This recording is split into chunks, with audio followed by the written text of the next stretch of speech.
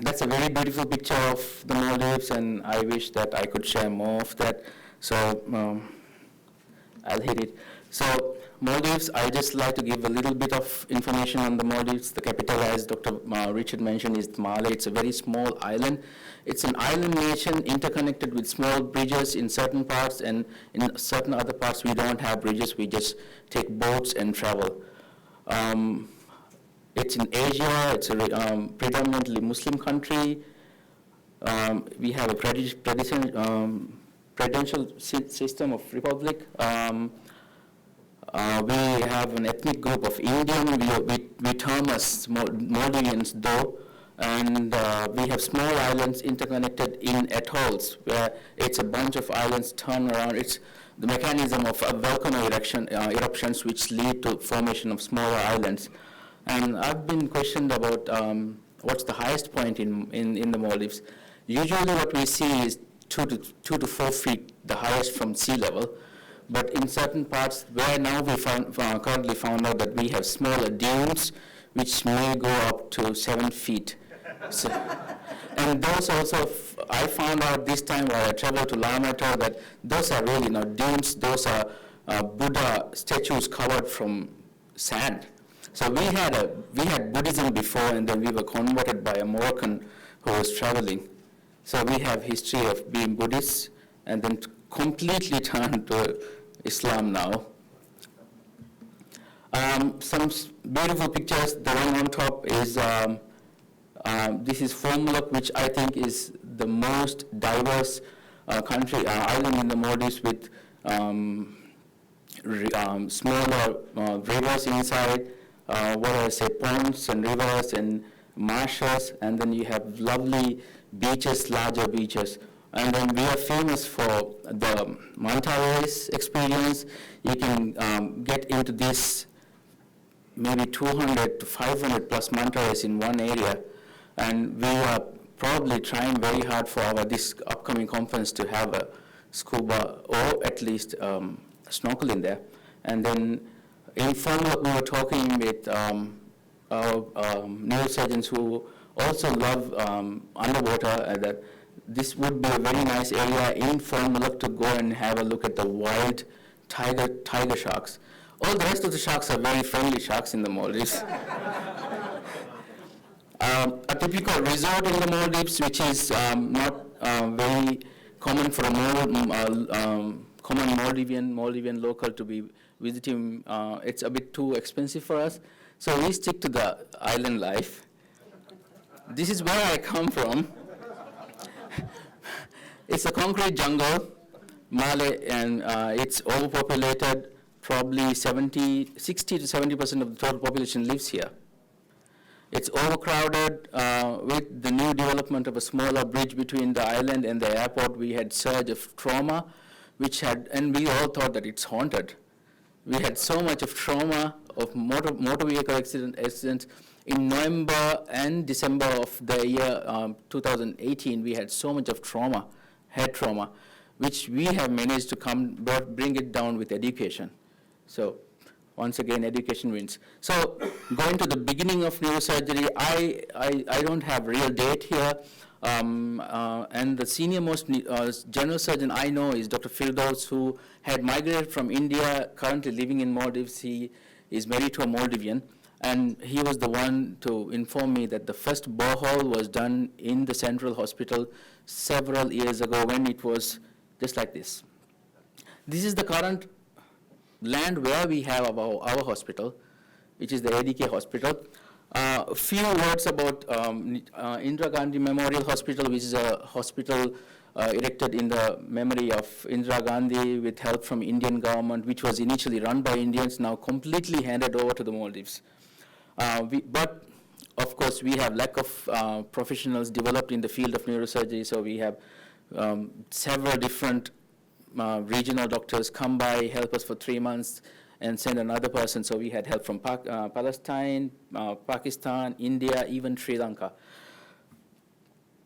We have a good orthopedics team in the government hospital, where Dr. Shan, who was trained in Malaysia, started his career. He's just 11 years into his spine surgeries, and he's doing a great job with lumbar spine. His training didn't allow him to go into details of posterior cervical instrumentations or CV junction anomalies, so he's more of anterior cervical, and he does all the lumbar spine. And I got to learn few tricks from him when I returned back, and I actually attached with him for a while to learn how he does what he does in a resource-limited area. So using clothes as bolsters and stuff to align patients and so on.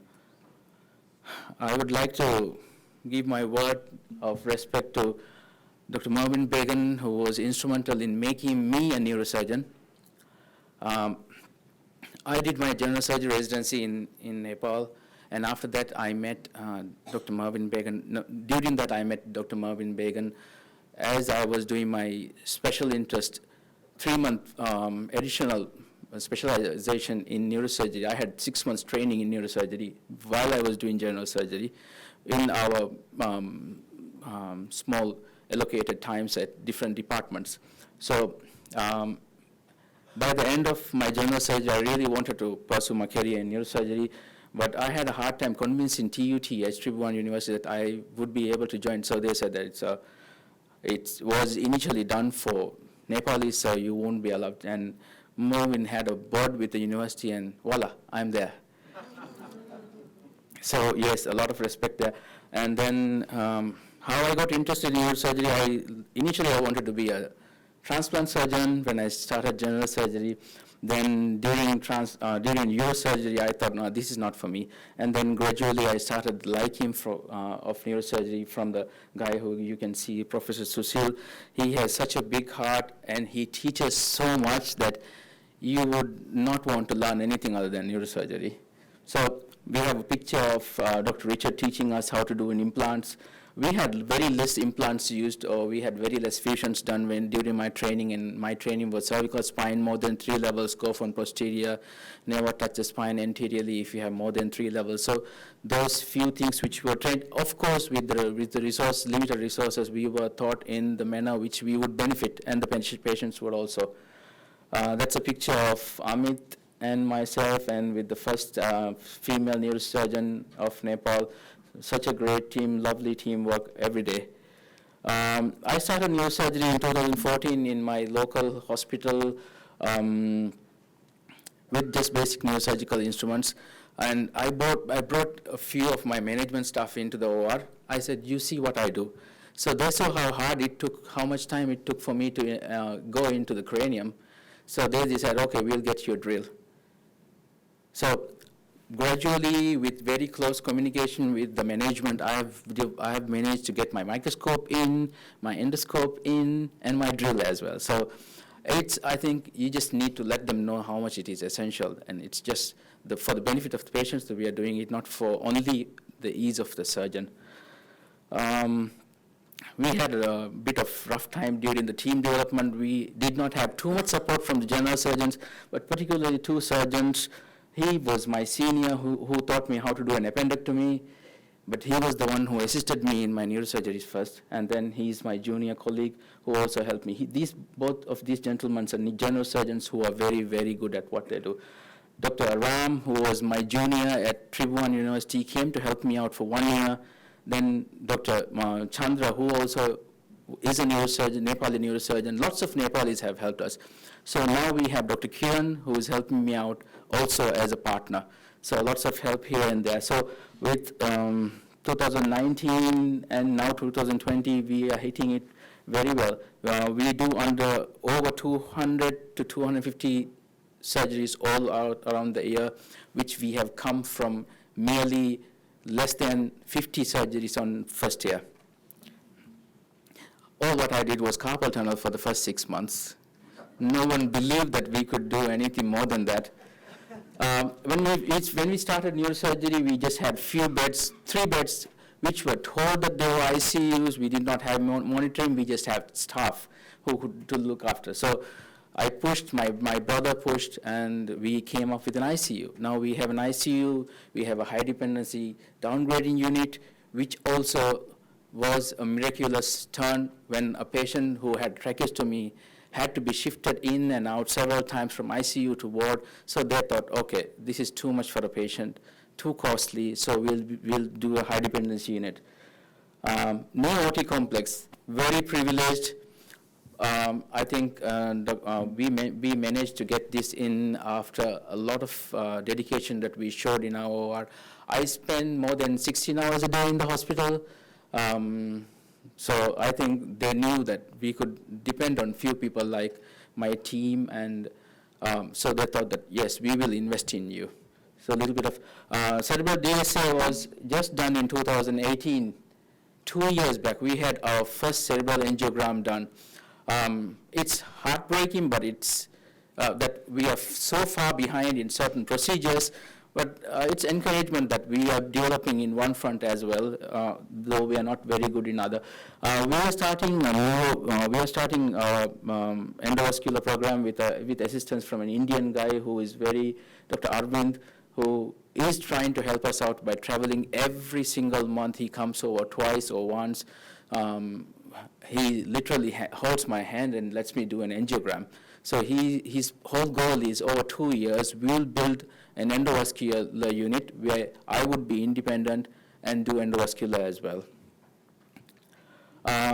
Microscope, of course, as I mentioned, we started doing neuroendoscopy. Not too good, but we've started exercising colloid cysts, fenestration of arachnoid cysts, also endoscopic third ventriculostomy. Funny thing is our pediatricians still do not send us patients. They prefer to send them abroad for some reason. Because I work in the private sector, long story short, I was initially sent for training by the government. They never funded me, they never paid my tuition fee, so I had to go back and get funding from the private sector, so I'm stuck with the private sector now. I would always love to give to the government, but I have no choice now for a while. And then maybe for good, the private sector has brought me too much stuff in that I can actually do neurosurgery rather than being stuck with a Hudson brace in the public. I'll go quick with this, maybe too boring for everyone. Traumatic brain injury we started in 2014. ICH we started to remove in 2015. Chiari malformation, which is a very common condition in the Maldives. 3.5% of my consults are Chiari patients. That's a very high number. We've done a posterior fossa anatomical study which revealed that we have a peculiar type of funneled posterior fossa. So we would like to do more genetic studies. We are thinking of doing international-based affiliated research with some department if they are willing. Tumor surgeries, first ever craniotomy and excision of a tumor in the Maldives was done in 2015 at our center. We managed to do a couple of aneurysms, 2 with not very good outcome, but we have managed to clip 9 aneurysms so far, and 2 were not very good. The rest of the patients had walked home. MVD, decompression of trigeminal neuralgia with a microscope in hand. Few endoscopic procedures which we are trying to enhance. I got a small training in India, following which I am more comfortable with the endoscope now. Spine, I think Dr. Richard has instrumental power in many of these things, like the artificial disc which we placed was the first time ever in the Maldives and ever in a Maldivian. And so we started with ACDF, more than 4 levels also. I do ACDF now with a lot of help from Dr. Richard, who sent me, when I asked the question whether I can really go ahead do anterior approach for 4-level discs, he didn't talk too much. He just sent me a picture of someone who had sent him a photograph saying thank you after 15 years of surgery with a 4-level fusion anteriorly. So that made my heart change, and then with a little bit of knowledge here and there from Neospine I built. So I'm confident with doing anterior approach. We have done just one odontoid screw with orthopedic support from, we just had a leg screw, one orthopedic leg screw. We're not able to do posterior cervical instrumentations yet, other than laminoplasties that we do or laminectomies. We don't have a set yet, but it's in line. So posterior cervical and posterior lumbar instrumentations are in, and we had done one wiring so far, which probably I have abandoned doing I just did this one because this patient came quadriplegic on a mattress, so I couldn't allow him to be transported so well to India to do it. So it was a rewiring. So I got some wires from a friend and then did some rewiring, and he's up and walking. But now, if I see these patients, I tend to refer them because I feel that you're supposed to give the best if it's available around the corner. It's a stone on the heart when you refer someone abroad, but you should always do what's best for the patient. Until I get posterior spinal instrumentations, whoever needs posterior spinal instrumentation for cervical spine, I put my foot down and I just send them abroad. Yes. So we've had 3 conferences, starting with the first one. Dr. Richard came over, did one artificial disc replacement for one of our anesthetists. And that actually built a lot of trust among the public that we are able to do our own people. So it built a lot of public confidence in us. And this started with a very small gathering, maybe less than 25 people in a room, but lots of good talk by Dr. Richard, and then I had one paper. And it grew. Next year we had more. We held the conference in a resort. Lots of fun, lots of papers, and we did more surgeries. And then Dr. Reifenberry was there to help, and Amber was also there to help. Thank you very much. And came to the 2019 one, which was a grand one where we had the Vice President come over, and we had the Health Minister and Finance Minister, the Minister for, I'm sure that he calls it Future, Minister for Future of Advances. So we had a very nice time. We had Dr. Farrokh, Dr. Rick Chua come, and lots of good surgeries, lots of good time. Allison came over, taught our team at nursing department of few tricks that they do, maybe build a lot better collaboration later on. We had people coming from India, a great surgeon from India who does minimally invasive spine, Dr. Go, who is famous for his Go system, and lots of great people. We had one good speaker from Australia as well. Mission Farrokh rescue team came over, and we had a hard time when our Indian colleague could not make the day for renal calculi.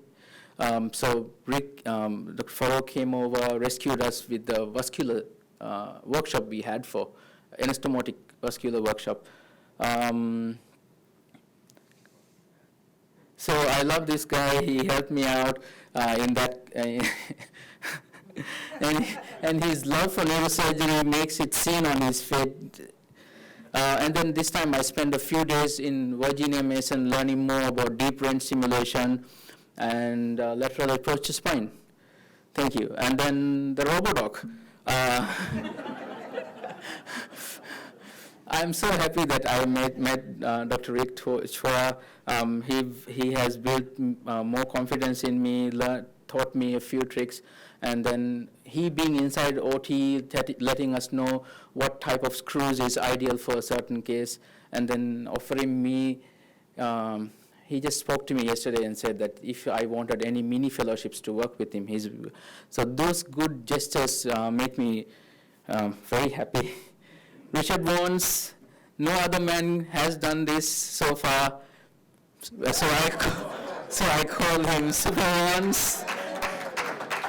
He could travel 24 hours and be fit for a surgery next day and leave the next day to US. So some hurdles that we have, so lack of public health trust, consumables not so widely available. We had to wait out maybe sometimes 3 months, 6 months to get our instruments back in. Some referral systems, weird referral systems there's a lot of politically motivated referral systems which is our services currently is not very easy and not very affordable. State insurance irregularities, some people get covered 80%, some people just 50% or lower. So future, we want to build an association. We just have local, very few neurosurgeons, so to have a bigger association to join with WFNS, WFNS has a criteria where you can't just join as one person. So there's a trouble there, so we want to have an association of neurosciences where we have neurologists, neurosurgeons, neuro-ophthalmologists come together, make an association, and then we link up. We want to build minimally invasive spine. I think that's the way forward, and build a research unit, more of research papers. It's very unfortunate that we have not come up with many papers, but our goal for this year is our department is going to publish one paper 1 month. So at least let's start.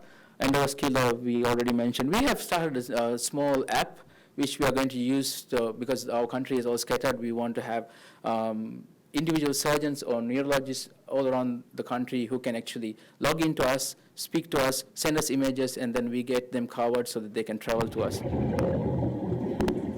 So this is what we did last year, and we wish to do more fun stuff this year. So I wish to invite everyone. I think I missed one slide of inviting everyone to the next 2020 summit, Brain and Spine Conference in the Maldives.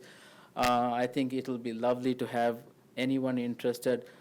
We might not be able to cover everyone, but obviously the resort where we are holding the conference, we would subsidize, we would give good discounts, and we are trying to organize a lot of fun things for this year. So lots of studying and a lot more fun. Thank you very much for listening to me.